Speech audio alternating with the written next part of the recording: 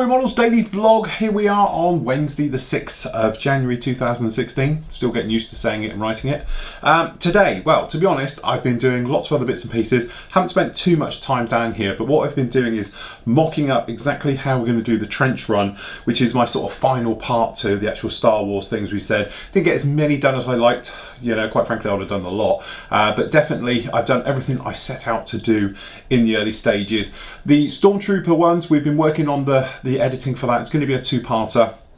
First part of that will be up with you tomorrow, okay, and then the next part will be up probably on Monday, and then I'm going to show you about doing this one. Now this one, as I said, we've covered obviously the casting of the resin and the various bits and pieces. So this is just going to talk about, obviously I'm using a foam board as my base for it. We did the castings, we said, so this is all going to be chopped up yet into little tiles, which I did have somewhere.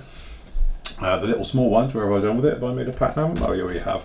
So what you can actually do is chop them up into further smaller bits to break it up. And also I'm going to be using old sprue, because sprue is great for doing things like, you know, fuel lines and just general hoses that you would expect to see on the outside of some type of spaceship. Okay, so this is what's going to happen. So as you're seeing it there, it's a little bit different to my angle. That's generally the site. I've got another TIE fighter here, and he's going to be as if he's come out of the trench, or he's going to be going right across the lot, okay?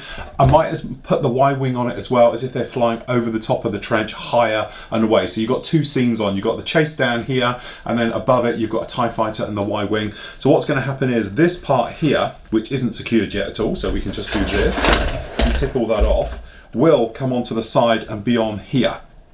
So it's not going to be a one-to-one scale, it's going to be just a representation of, okay, because to build this in scale, you'd be talking something absolutely colossal. So this is like, if you like, half a trench in the thing. So it looks like they're all pulling away and doing their bit over there. And on here, they're going to come up just a little bit taller, but we've got these ones which are the side ones, and they're going to come up to around about here, I think, once it's done. So it's going to be taller than the X-Wing, and then probably Darth's TIE Fighter down here. But the normal standard TIE Fighter, I think it's going to be a little bit big for it. But generally, I think by the time we've got the one flying over it, we've put hoses over this one and everything else, we should be fine. So what I'm going to do tomorrow is clean up all these resin bits.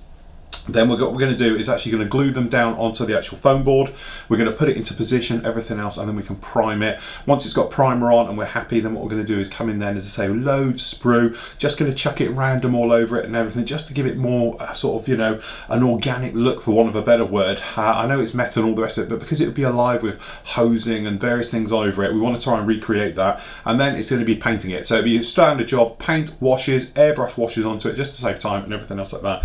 And we should go, and then obviously we can just attach the actual TIE fighters and everything in their positions on, and then obviously we can use things like wire perhaps for the ones which are more out of the way, and then fixed ones for these down here. But generally a lot of fun going through it all. And as I say, I am now out of resin. I've used the last of my resin, that was the last of it there. So what we get here is what's going to be left. But if you wanted to, obviously you didn't have to go down this route. You could then just knock up stuff generically, styrene sheet, cubes of that around, things like that. You can do it, but it is quite a large lump in 70 seconds.